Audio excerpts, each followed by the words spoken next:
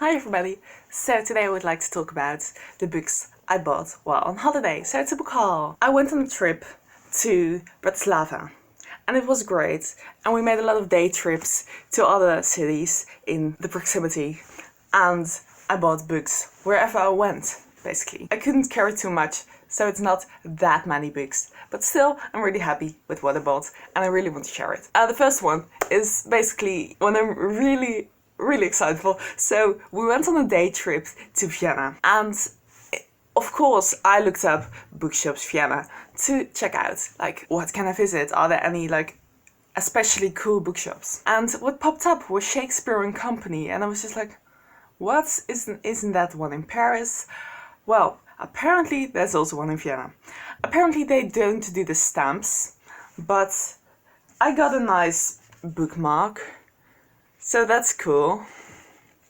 I also bought a book, and it was of course unpleasantly expensive for the simple reason that it is Shakespeare and Company, but the bookshop is amazing, it's so gorgeous. There are just like stacks of books everywhere. There are ladders to climb up to the highest books, and if there's anything I love, it's like those really cramped bookshops with books in piles everywhere and just like corners you can go around and then you come in a different room, and it just had everything I loved, including just large stacks of books everywhere, and it was amazing. So basically the first book I bought was a book I bought there, and last month I read The Wind-Up Birds Chronicle by Haruki Murakami, and it was really good.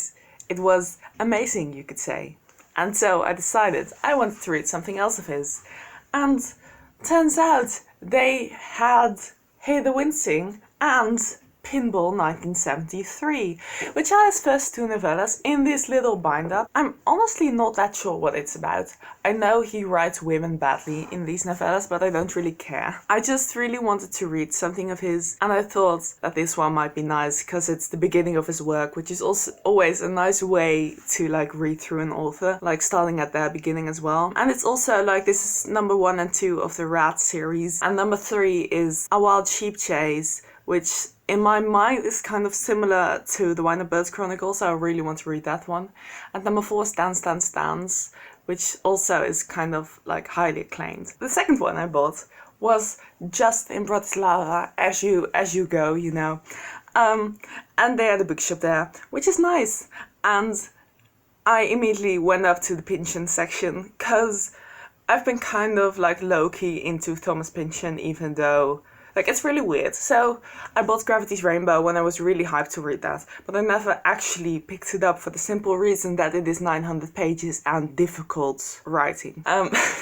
So I'm a bit intimidated, and I kind of have this rule for myself that if I have one unread book by an author I haven't read yet, then I can't buy another book of his. And sometimes I cheat.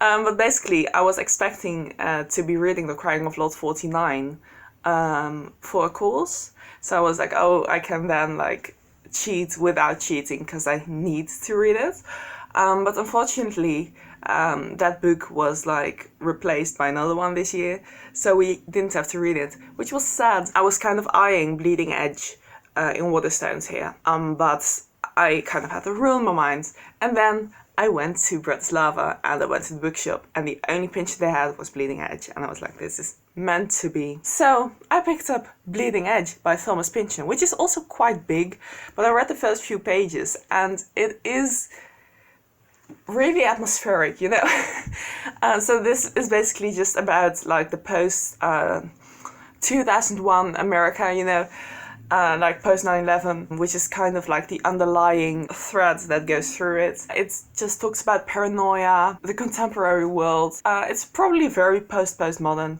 It also has a mystery storyline, which I love. Like, it's so great when a book is not just like literally interesting, but it also has a very cool, exciting plot. So can't wait to read this one. I really like the first few pages I read in the bookshop. It just like name drops a lot of those typical things, you know, like hackers, Hitler, CEOs, and I mean, it's probably one of those books, you know. Then I bought 2 other books, and these books are really exciting for me. because I've been wanting to read them both since like 2014 or something. So they've been on my TBR for like 5 years, and I finally have them, and it's really exciting. And one of them is Shirley Jackson's The Lottery and Other Stories, which is a short story collection, which includes The Lottery. And I think the Penguin Publishing House spoiled The Lottery for me. I'm not going to say what they did, but they had like this April Fool's thing or something where they acted it out and they mentioned the title, and I feel like I know what's going to happen. But there's still many other stories. And I have read Shirley Jackson before. I've read The Haunting of Hill House, which was like so good. I really, really, really, really, really loved it. And We Have Always Lived in the Castle was kind of like a downer. It wasn't as good as I had expected, but it wasn't a bad book in any way. This one I'm really looking forward to. I also just adore the cover. It's so nice. And the last one I bought was when I really hadn't expected to buy. Like, Shirley Jackson is always kind of in my mind, like maybe I'll buy a Shirley Jackson.